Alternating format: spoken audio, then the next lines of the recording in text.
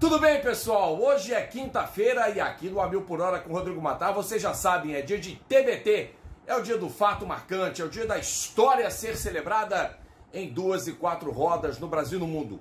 Senta que lá vem a história, roda a vinheta.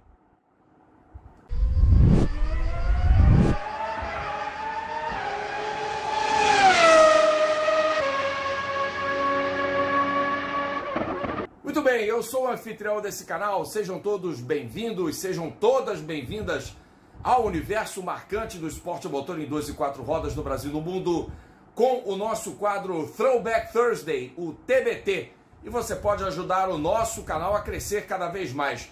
Muito simples, deixe o seu like para mostrar o seu apoio, ative o sininho para receber as notificações de conteúdo inédito, contribua para o crescimento da gente enviando o seu superchat, ou o seu Pix. Agora a gente tem QR Code, que vai ficar presente aqui no vídeo durante o tempo inteiro, para que vocês possam contribuir com qualquer valor para o crescimento do canal. Principalmente inscrevam-se, façam parte também do clube de membros, temos planos a partir de R$ 2,99 com os quais vocês podem contribuir à vontade.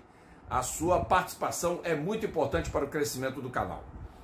Bom, hoje não é um dia tão especial assim, porque, bom, próximo final de semana não tem grande prêmio de Fórmula 1, só o GP do Azerbaijão, que não é uma corrida tão histórica, mas um piloto aniversaria hoje e aí surgiu o estalo, né, de fazer um TBT alusivo ao sobrenome dele. David Brabham hoje completa 59 anos de idade. E por que a alusão ao sobrenome dele? Porque raras vezes nós falamos dessa equipe no TBT, exceto quando citamos o Piquet, o Reutemann e o José Carlos Paty. Mas hoje é dia de pagar tributo e contar um pouco da história de uma escuderia que pereceu tem 32 anos, num ano onde 4 equipes da categoria simplesmente fecharam as suas portas durante um único campeonato. Eu falo exatamente da Brabham, a invenção de Sir Jack Brabham, que tornou-se, até hoje, o único piloto construtor campeão mundial de Fórmula 1 no ano de 1966, há praticamente 6 décadas. A Brabham Motor Racing Development foi uma ideia do Jack com um australiano chamado Ron Tauranak, um genial engenheiro, também já falecido, assim como Sir Jack Brabham, que nos deixou em 2014, coincidentemente no dia 19 de maio, dia que eu aniversario, e Sir Jack Brabham e Ron Tauranak fundaram a MRD no final dos anos 1950, quando o Jack já era bicampeão mundial de Fórmula 1.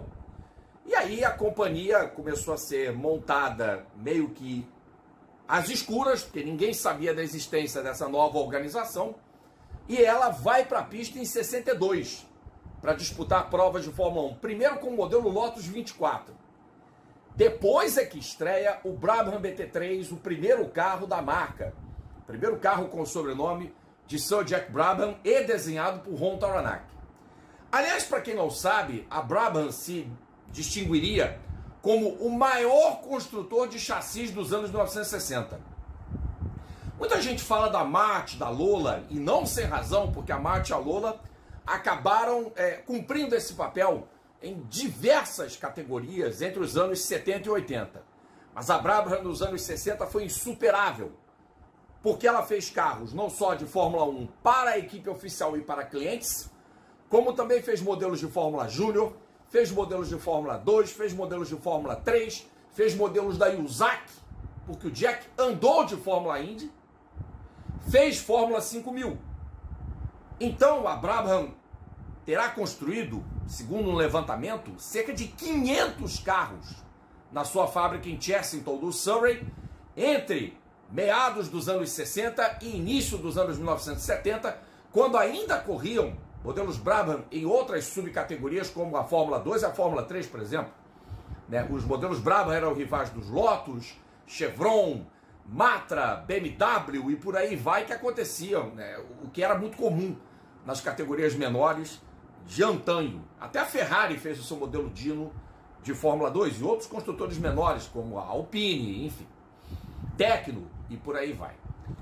E a Brabham começa a dar passos importantes rumo a ser uma equipe de ponta a partir do momento que contrata o Dan Gurney para formar dupla com o Jack Brabham. E a equipe começa a se estabelecer como uma força na era dos chamados garagistas da Fórmula 1, quando a Brabham se socorria dos motores Coventry Climax e também das unidades BRM, até a mudança de regulamento técnico, que começou em 66, quando vieram os motores com cilindrada limite de 3 litros. E o que fez Jack Brabham, de forma muito engenhosa, tanto ele quanto o Ron Tauranac, o que eles fizeram foi propor um carro convencionalmente simples e com uma base mecânica derivada de um bloco de rua. E confiaram esse serviço de montagem e construção de um novo motor a John Judd, que tinha apenas 22 anos de idade e pegou a base de um modelo Oldsmobile de motor e construiu um bloco chamado Repco. E com o Repco, a Brabham foi bicampeão mundial de pilotos e de construtores. Em 66 com Jack Brabham e em 67 com o urso Danny Hulme, neozelandês que Jack contratou para guiar por sua equipe. Os motores Repco seguiram até 68, quando o outro piloto já passara a ser Jochen Rindt, empresariado por um tal de Bernie Ecclestone. Vejam a ironia. E em 69, dada a falta de confiabilidade das unidades Repco montadas por John Judd, embora Jochen Rindt tenha feito alguns pódios no campeonato de 68, a Brabham passa aos Cosworth. E Jack, já com 43 anos, chama o Jack Hicks para ser o piloto principal do time. Jack corresponde com um belíssimo vice-campeonato, mas num ano em que Jack Stewart com a Matra estava praticamente imbatível. E em 70 o Jack decide anunciar a aposentadoria e a consequente retirada dele como dono da sua própria equipe. E ele até faz um belo campeonato, ganha a prova da África do Sul em Kyalami. É a última vitória de Sir Jack na Fórmula 1, 14ª da carreira dele. E ele perde 2 corridas praticamente ganhas. Uma porque erra na curva do gasômetro em Mônaco, a 300 metros da bandeirada. E outra em Brands, por falta de combustível. O mecânico-chefe da Brabham era Ron Dennis, para quem não sabe. E aí, claro, o Brabham se retira, vai para a Austrália e a equipe fica com Ron Tauranac. O Ron faz um carro muito engenhoso para 71, que é o Pata de Lagosta, o Lobster Claw, com um desenho incomum na frente do carro. E o outro piloto era o Tim Schenken, que malemar andava com a BT-33 de 1970, que foi partilhada por Jack e por Rolf Stommelen, no último ano do piloto australiano na Fórmula 1. E no meio do ano de 71, quem aparece para comprar a Motor Racing Developments é Bernie Ecclestone. Bernie Ecclestone tinha perdido o Jochen Rindt como seu cliente. O Rindt morreu no dia 5 de setembro de 70, no treino para o Grande Prêmio da Itália de Fórmula 1. E já era um empresário conhecido do meio automobilístico.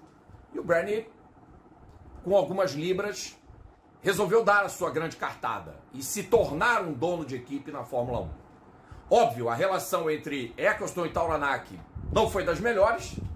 O Ron também bateu em retirada para depois montar a Halt Racing Cars, ser desenhista de Trojan, que foi um carro que correu em meados dos anos 70 sendo muito sucesso. E aí, o primeiro carro Brabham, sob a administração Bernie Ecclestone, é todo branco e é um desenho de Ralph Bellamy, que é o BT-37. E o Wilson Fittipaldi, que correra pela Brabham durante o ano de 72 e também em 73, andava primeiro com o Lobster Claw, o carro de 71. E o Carlos Reutemann, que levara patrocínio da Yacimientos Petrolíferos Fiscales da Argentina, uma autarquia do governo daquele país, tinha prioridade na equipe. Então a Brabham se socorreu de 2 pilotos novos, além do Grant Hill, que também estava por lá, era uma herança direta da equipe de 71. E a equipe vai sofrendo transformações. Em 73 vem um engenheiro sul-africano muito jovem chamado Gordon Murray. E o Gordon Murray começa a mostrar serviço com projetos inovadores, como os modelos BT-42 e BT-44, que dispunham de uma compleição aerodinâmica muito semelhante, com ideias muito próprias do designer, como o uso de tanques piramidais para melhorar o centro de gravidade do carro. E a ideia deu resultado, porque a Brabham começou a dar passos rumo à competitividade e a ganhar corridas. Ela não vencia provas na Fórmula 1 desde 70 e ganha com Reutemann o Grande Prêmio da África do Sul de 74. O José Carlos Patti se junta à equipe no meio daquele campeonato. Bernie Ecclestone leiloara o chassi para pilotos assim fraquíssimos, chamados Richard Roberts e Ricky von Oppel, apesar do sobrenome denotar sim que ele era herdeiro da marca alemã, então subsidiária do grupo General Motors, mas o piloto do Liechtenstein era fraquíssimo. E Moco pegou o lugar depois de um litígio com a Surtees. E claro, a equipe continuou em fase de crescimento. Veio o patrocínio da Martini Rossi. E aí veio o malfadado contrato com a Alfa Romeo. Em que o Bernie Ecclestone traz os motores Flat 12. Eram os motores mais fortes da Fórmula 1. Tinham 30 HP a mais que os Cosworth. Mas eram muito pesados.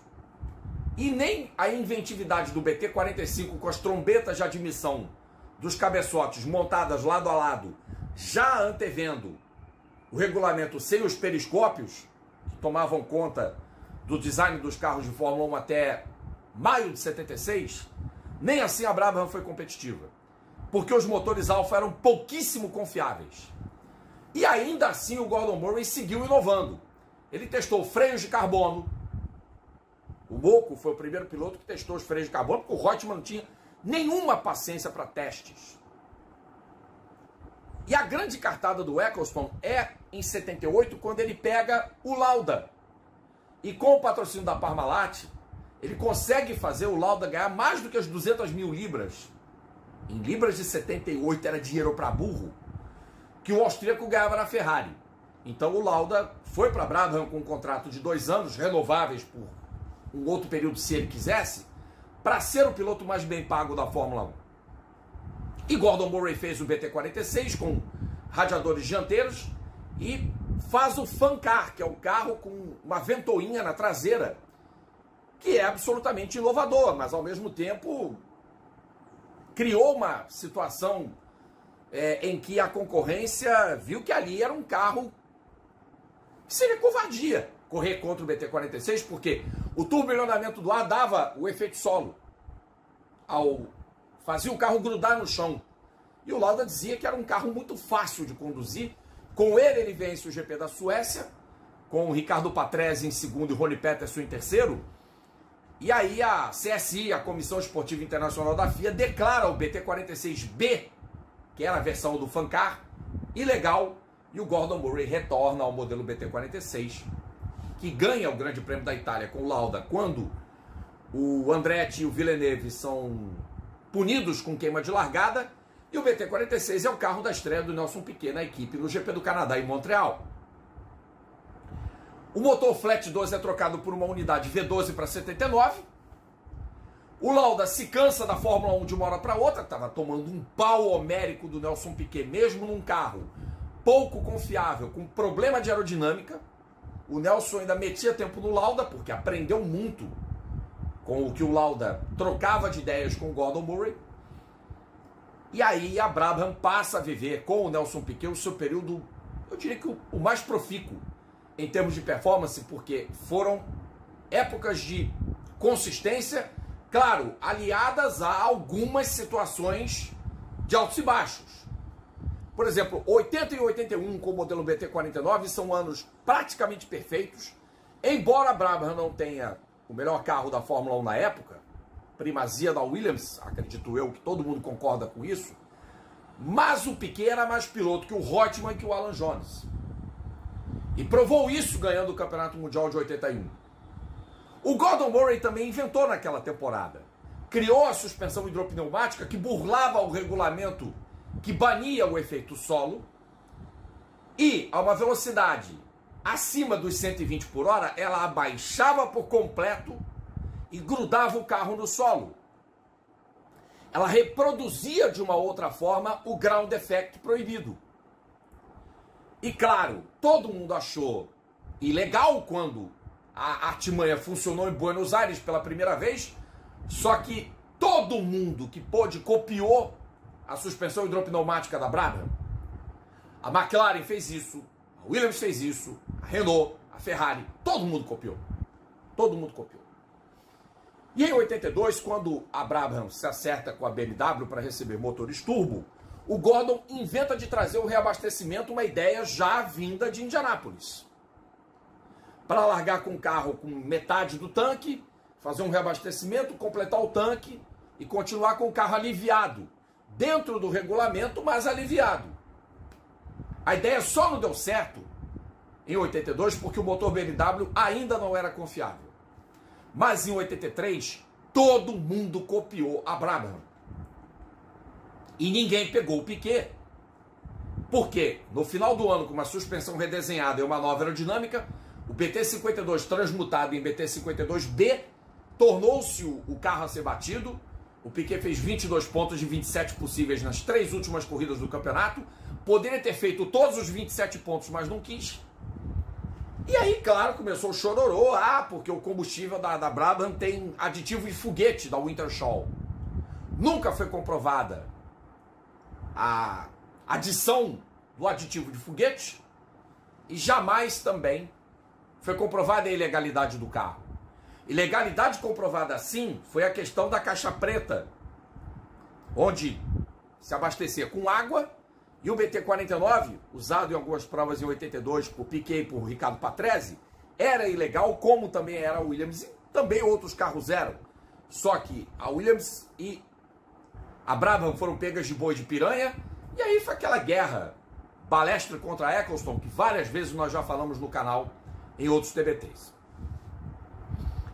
A Brabham começou a perder o rumo em 84, quando a McLaren começou o seu período de predomínio com os motores Tag Porsche, o reabastecimento foi proibido, uma limitação de combustível passou a ser regra, e os tanques passaram a ter menores dimensões com os anos avançando, e o Piquet encheu a paciência, encheu o saco, porque no meio de 85, o que o Bernie queria era grana, fez um acordo com a Pirelli que não resultou muito, embora o Piquet tenha tido em 85 ainda momentos de brilho, como a vitória em Paul Ricard, que por anos foi a primeira de um brasileiro no GP da França. Nem Senna venceu aquela corrida, Emerson também não, só acho que o Massa ganharia em Manicure. Quer dizer, o Piquet segue até hoje como o único brasileiro tendo ganho em Paul Ricard. E aquela, ninguém podia prever, mas foi a 35ª e última vitória da Brabham na Fórmula 1. GP da França, julho de 85, desculpem. E o Piquet ainda faz pódios em Monza, faz pole em Zandvoort, anda bem em Brands. E ele já tinha anunciado o divórcio dele, após 7 temporadas, foi para a Williams. E aí a Brabham decaiu. O Gordon ainda tentou a cartada do Brabham Skate, o BT55, com um perfil ultra baixo, mas acho que a morte do Hélio De Angelis num teste em Paul Ricard foi a gota d'água até para o Gordon sair da equipe. Porque para 87 o Bernie se desilude completamente com os rumos da própria escuderia, ele perde o patrocínio do Olivetti, os melhores motores BMW da marca de Munique vão para a Arrows, tornam-se Megatron, quer dizer, a Brabham corria com motores ainda defasados, embora levasse o emblema dos triângulos Dixie na carroceria dos carros, e tudo que Ricardo Patrese e André de Césares conseguem em 87 são 10 pontos no Mundial de Construtores para a equipe britânica, 2 pódios, de Césares fez um em Spa-Francorchamps, Patrese fez outro no México, o italiano, o Ricardo, não o André, fez um 5º lugar no Hungaroring, acho que foi isso, ou em Silverstone, acho que foi da Hungria. E foi tudo. E o Bernie encerrou as operações da MRD e terá vendido a equipe para Walter Brum. Só que o Walter Brum, ao invés de aproveitar a estrutura toda de Chessington para fazer sua equipe de Fórmula 1, se associou ao Gianpaolo Pavanello e fizeram a Eurobrum para a temporada de 88 da Fórmula 1. A Brabham não tinha motores para 88 e perdeu o prazo de inscrição para aquela temporada. Então foi decretado que para 88 a Brabham não correria o Campeonato Mundial de Fórmula 1 pela primeira vez desde 62. E em 89, para 89, vem um consórcio que adquire de Walter Brum as instalações da Brabham em Chessington. A equipe permanece com a razão social Motor Racing Developments, mas sob esse consórcio, do qual faziam parte o golfista Greg Norman e um escroque suíço chamado Joachim Lüthi.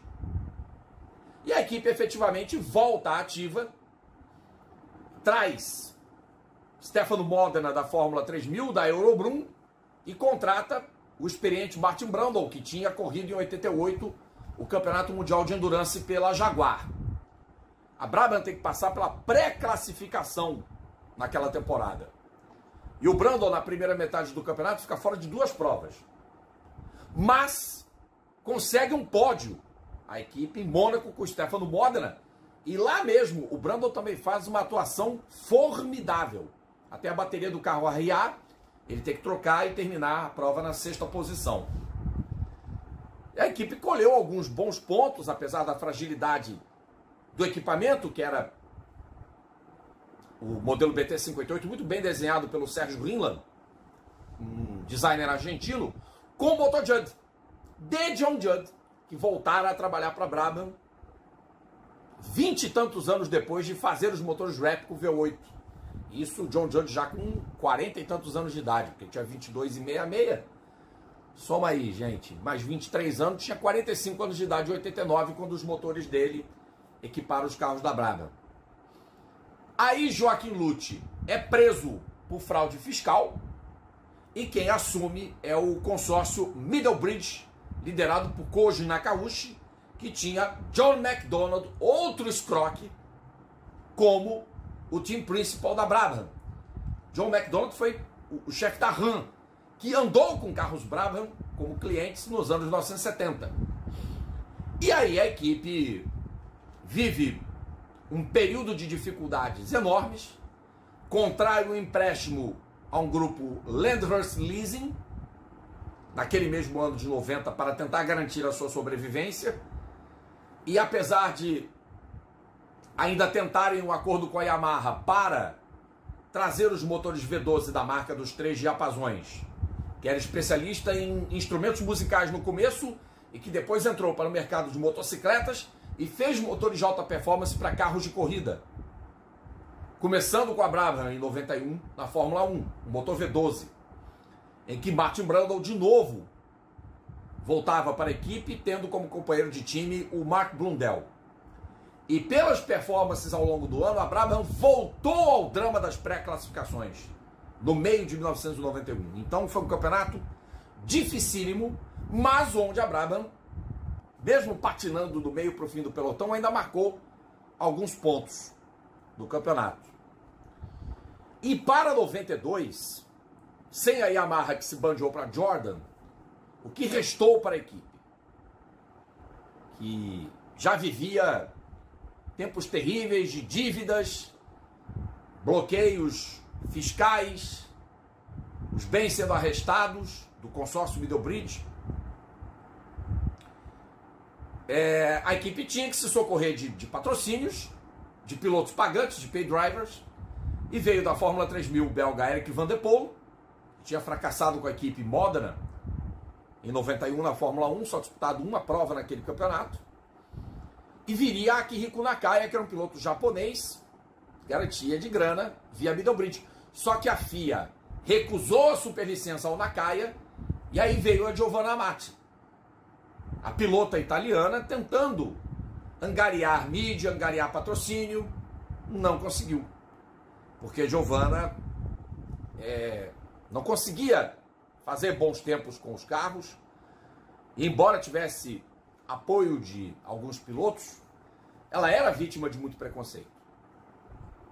E após o GP de San Marino, ela é limada da equipe e chega Damon Hill. Damon Hill. Acredite quem quiser, Damon Hill vem para a Brabham com 32 anos de idade, tentar estrear na Fórmula 1. E é através do Damon Hill, num carro remendado, feito para o motor Yamaha, que era o BT60, o Damon Hill ainda consegue se classificar para 2 provas. O Grande Prêmio da Grã-Bretanha, em Silverstone, e o GP da Hungria, no Hungaroring. Eric Van der Poel tinha largado apenas uma única vez pela equipe em Kyalami, partindo de último no GP da África do Sul, abertura do campeonato. Então, era a um histórico de apenas 3 grandes prêmios que a Brabham tinha sido reduzida na temporada de 92. A Brabham vivia uma situação onde, num universo de 30 carros do grid, ou pouco mais do que isso, ela conseguia ser pior que a Minardi, ela era pior que a La Russe, que estava associada ao grupo chamado Venturi, era pior que a Fond Metal, que ia adquirir a Ozella, e só não era tão pior quanto a Andrea Moda, graças ao Perry McCarthy, que não andava nada. O Roberto Pupo Moreno andava melhor que esse carro da Brabham, várias vezes em treino de classificação. E aí veio essa prova na Hungria, onde o Mansell ganhou o título mundial com larga antecedência em agosto de 92. Damon Hill chega na 11ª posição, 4 voltas atrás do Senna, que foi o vencedor da corrida. E para o Grande Prêmio da Hungria, da Bélgica, perdão, que era a corrida seguinte, já não tinha mais Brabham. Não tinha mais Brabham. Também não ia ter mais Andrea Moda. No meio do campeonato, pouco depois, a Fond Metal acaba. E no fim do ano, acaba a March. 92 viu o encerramento de 4 equipes na Fórmula 1. A Fórmula 1 perdeu 8 carros no intervalo pouco superior a 3 meses e meio. A March até tentou a inscrição para 93, mas não tinha grana. E o grid ia ter 28, a temporada ia ter 28 carros, depois baixou para 26. E perderiam a BMS Scuderia Itália, Brixia Motorsport, no fim de 93. Então era um período crônico para a Fórmula 1, especialmente quando você não tinha dinheiro para honrar os seus compromissos. Gabriele Rumi não teve com a Fond Metal, Andrea Sassetti então nem se fala, que era uma comédia, a Andrea Moda, mas ver a Brabham perecer da forma como pereceu doeu muito no fã da equipe, e eu fui um que gostava da Brabham, especialmente porque era o carro do Piquet, que foi meu ídolo de infância. Foi, não é mais, vocês sabem por quê. E a Brabham foi uma equipe campeã mundial de construtores e campeã mundial de pilotos, com Jack Brabham, com o Danny Hulme, com o Nelson Piquet. Uma equipe que teve Lauda, teve Moco, teve John Watson, Carlos Reutemann e tantos outros grandes pilotos. Veria um fim triste, trágico, demais no final do ano de 92. O nome Brabham permaneceu ativo por conta da história do Jack e através dos seus filhos, que foram pilotos. Gary Brabham, Geoff Brabham e David Brabham. O Geoff teve uma carreira mais voltada para Estados Unidos. O David, o aniversariante de hoje, que completa 59 anos, fez Fórmula 1, fez 24 provas, 8 inclusive pela Brabham em 90, na época em que a equipe estava com a Middlebridge. Mas o David foi muito mais feliz em turismo e endurance, ganhando inclusive as 24 horas de Le Mans. Gary Brabham teve um processo de pedofilia. Bem triste isso, né? Bem triste isso. Um cara acusado de pedofilia. E Sir Jack deixou um legado histórico, né? Ron Tauranac, que depois montou a sua própria companhia de construção e projetos de carros, a Halt Racing Cars, fez carros de Fórmula 3, Fórmula 2, Fórmula 3000, ainda foi designer de outros carros de Fórmula 1, como o Trojan e o Theodore de 78, e faleceu há pouco tempo atrás, também deixando um vasto legado no automobilismo. E o próprio nome Brabham foi associado a um projeto de um Gran Turismo, o BT62, que muita gente gostaria muito que tivesse ido para o WEC na GTE Pro, mas isso jamais se concretizou. E até o nome Brabham, através de um grupo alemão chamado Formtech, foi ventilado para entrar na Fórmula 1 naquele vestibular do Max Mosley, lembram? Em 2010, que pegou a Caterham, que foi a Lotus da Malásia, que pegou a Campos, ou a USF1, que nunca se concretizou, do Peter Windsor, e a Marussia, né? Depois virou Marussia, né? A Virgin, a Manor, enfim, todas aquelas coisas lá que aconteceram. E aí todas essas equipes acabaram, né? Num espaço também bem curto de tempo.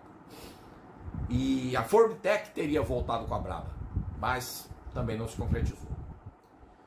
E é uma pena que a Brabham hoje se resuma apenas à memória e à história do automobilismo, como também a Lotus, como também a Tyrrell. São lembranças dos grandes garagistas que a Fórmula 1 apresentou nos anos 60 e 70, que cresceram com os motores Cosworth, porém a Brabham sempre tentando dar passos à frente por conta das invencionices do Gordon Murray, como os freios de carbono, o uso de freios de carbono mais de uma vez, caixa Weissman, que era diferente da Hewland, uma transmissão transversal, se não me engano, o uso do motor BMW de 4 cilindros em linha, reabastecimento, a questão da suspensão hidropneumática, né? O carro mais baixo, que inspira o McLaren campeão de 88, tudo isso fez da Brabham uma equipe diferente, assim como a Lotus, também com as invencionices de Colin Chapman, fora do padrão, como a Tyrrell também foi, com 6 rodas. Então cada um desses garagistas contribuiu muito para a história da Fórmula 1. Então é algo que não pode ser varrido para baixo do tapete. Nós que hoje estamos acostumados com uma Fórmula 1 cada vez mais elitista e restrita a um universo de somente 10 escuderias e 20 carros, devemos olhar com carinho para o passado e celebrar esse passado e saber que da Brabham tivemos pilotos brasileiros por lá correndo, Wilsinho, Moco, Piquet, e que um deles, o Nelson, foi campeão e o Patti também poderia ter sido. Muito embora talvez até o discurso para 77 seja um tanto quanto exagerado, mas não é ruim ter entusiasmo por um carro quando ele nasce, quando ele surge. E a Brabham fez história na Fórmula 1. E é uma história que merece ser lembrada, como a gente lembra nesse TBT, em homenagem a uma das equipes mais saudosas e históricas da história da Fórmula 1. É uma história que pode virar livro, quem sabe? Pois é, gente, o TBT volta na próxima semana. Amanhã tem Minis com História aqui no A Mil por Hora com o Rodrigo Matar. A gente se vê. Espero que vocês tenham gostado desse TBT em homenagem a Jack Brabham e a sua criação imortal. Tchau, galera!